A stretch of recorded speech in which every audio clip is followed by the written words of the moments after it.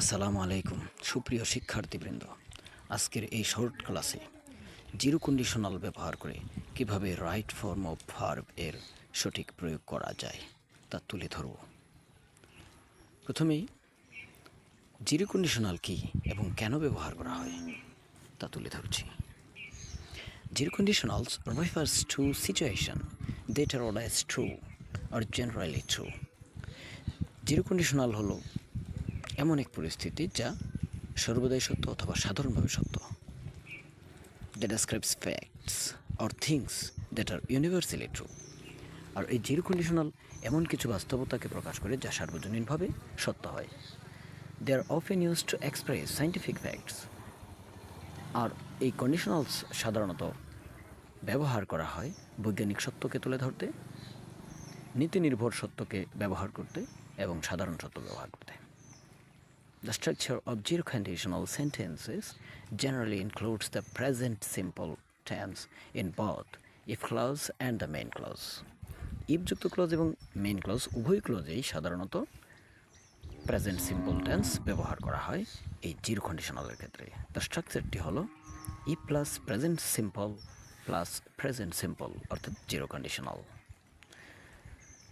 যেমন number 1, if you touch ice it feel cold.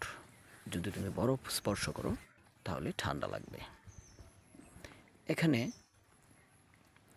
Feel present form ব্যবহৃত হবে।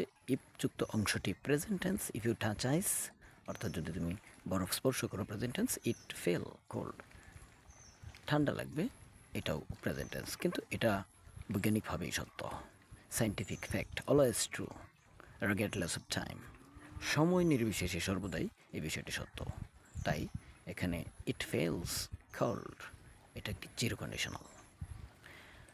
Number 2, if you mix red and blue you get purple.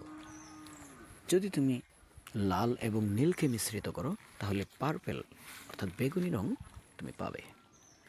এটিও একটি বৈজ্ঞানিকভাবে সত্য, সুতরাং এটাও হবে জিরো কন্ডিশনাল, অর্থাৎ প্রেজেন্ট সিম্পল টেন্সে আমরা জিরো কন্ডিশনালসটি ব্যবহার করব। অর্থাৎ আনসার হবে ইউ গেট পার্পল, অর্থাৎ আনসার হবে গেট। আর ই plus present simple plus present simple অর্থাৎ ইফযুক্ত সেন্টেন্সে ইফযুক্ত অংশটি প্রেজেন্ট সিম্পল হলে অপর অংশটিও প্রেজেন্ট সিম্পল হয়। যেমন number 1, if you don't eat, যদি তুমি না খাও ইউ গেট হাংরি, তুমি ক্ষুধার্ত হয়ে যাবে। তাহলে ইফযুক্ত অংশটি প্রেজেন্ট, তাই পরেরটিও প্রেজেন্ট, এবং এই কারণেই পরের এই প্রেজেন্ট সিম্পল সেন্টেন্সটি ক্লোজটি হলো একটি zero conditional. If you hit ice, যদি আমরা বরফকে উত্তপ্ত করি ইট মেল্ট, এটা কি গলে যায়। এটা একটা সাইন্টিফিক ফ্যাক্ট, একটা বৈজ্ঞানিক সত্য। অর্থাৎ যদি আমরা বরফকে তাপ দেই তাহলে সেটি গলে যাবে, তাহলে প্রেজেন্ট টেন্স হবে, অর্থাৎ আনসার হবে melts. If you mix blue and yellow you get green, যদি তুমি নীল এবং হলুদকে মিশ্রিত করো তাহলে সবুজ রং পাবে।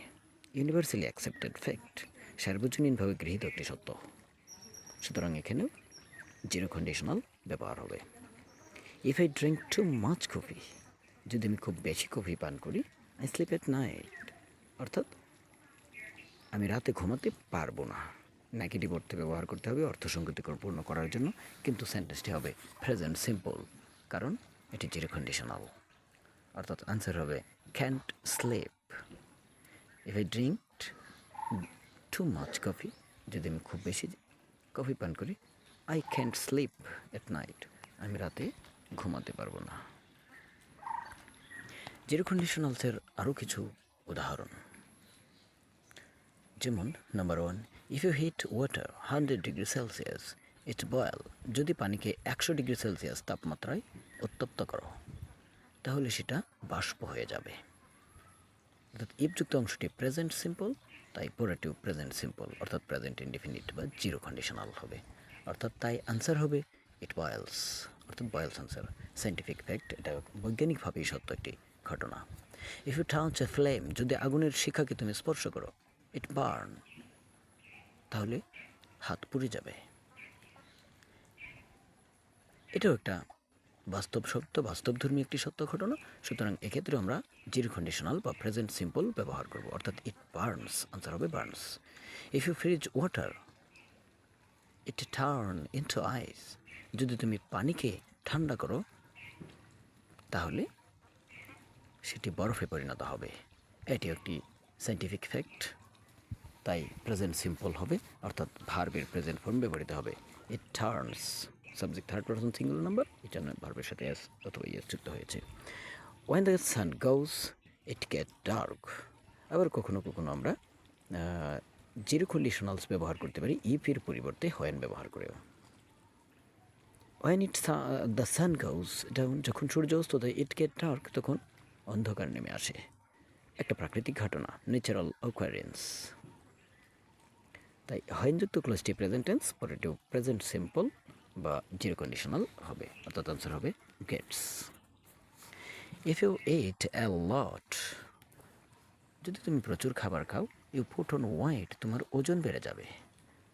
ইফযুক্ত অংশটি প্রেজেন্ট টেন্স বা প্রেজেন্ট সিম্পল, তাই পরেটিভ প্রেজেন্ট সিম্পল হবে, অর্থাৎ জিরো কন্ডিশনালস ব্যবহৃত হবে এক্ষেত্রেও। তাই আনসার করতে পারি শুধু প্রেজেন্ট ফর্ম, অর্থাৎ পুট। তাহলে আজকের এই জিরো কন্ডিশনাল নিয়ে আলোচনার কার্যক্রম এখানেই শেষ করছি। ধন্যবাদ। আসসালামু আলাইকুম।